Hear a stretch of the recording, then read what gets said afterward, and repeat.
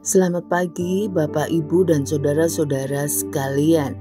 Mari kita berdoa untuk menyiapkan hati kita mendengar renungan singkat firman Tuhan pada pagi hari ini. Mari kita berdoa. Selamat pagi Bapa di surga, selamat pagi Tuhan Yesus. Terima kasih Roh Kudus untuk penyertaan-Mu sepanjang malam hingga pagi hari ini. Siapkan hati kami untuk ditabur benih firman Tuhan dan berakar dengan kuat di dalam hati dan pikiran kami, sehingga menjadi sumber kekuatan sepanjang hari ini. Dalam nama Tuhan Yesus kami berdoa dan mengucap syukur. Amin. Tema kita hari ini, bangkit dalam kesukaran. Kita ambil dari 2 Timotius 1 ayat 3 sampai 14. Aku mengucap syukur kepada Allah yang kulayani dengan hati nurani yang murni seperti yang dilakukan nenek moyangku. Dan selalu aku mengingat engkau dalam permohonanku baik siang maupun malam. Dan apabila aku terkenang akan air matamu yang kau curahkan, aku ingin melihat engkau kembali supaya penuhlah kesukaanku. Sebab aku teringat akan imanmu yang tulus ikhlas, yaitu iman yang pertama-tama hidup di dalam nenekmu Lois dan di dalam ibumu Eunike, dan yang aku yakin hidup juga di dalam dirimu. Karena itulah ku peringatkan engkau untuk mengobarkan karunia Allah yang ada padamu oleh penumpangan tanganku atasmu. Sebab Allah memberikan kepada kita bukan roh ketakutan, melainkan roh yang membangkitkan kekuatan, kasih, dan ketertiban. Jadi janganlah malu bersaksi tentang Tuhan kita, dan janganlah malu karena aku seorang hukuman karena Dia, melainkan ikutlah menderita bagi Injilnya oleh kekuatan Allah.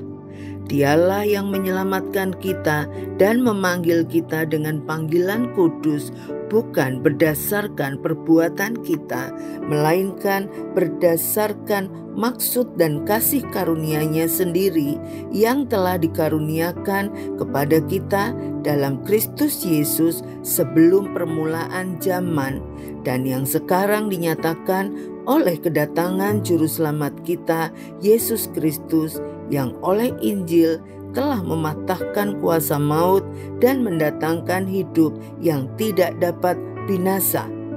Untuk Injil inilah aku telah ditetapkan sebagai pemberita, sebagai rasul, dan sebagai guru.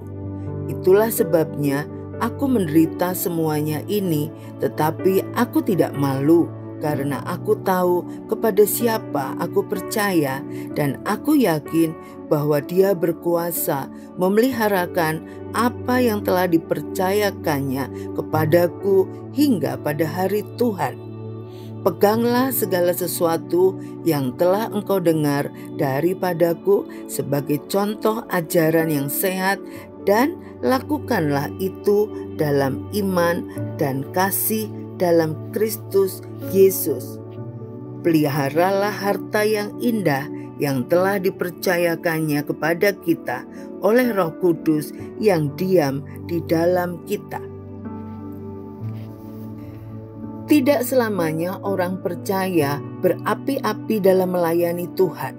Seiring berputarnya roda kehidupan, ada kalanya kita menjadi lemah. Saat melihat atau mendengar orang percaya meninggalkan Tuhan misalnya, kita menjadi ragu akan kebenaran iman Kristen. Di tengah masa sukar ini, bisa jadi kita mengasihani diri. Kehidupan rohani meredup dan kita mengabaikan Tuhan.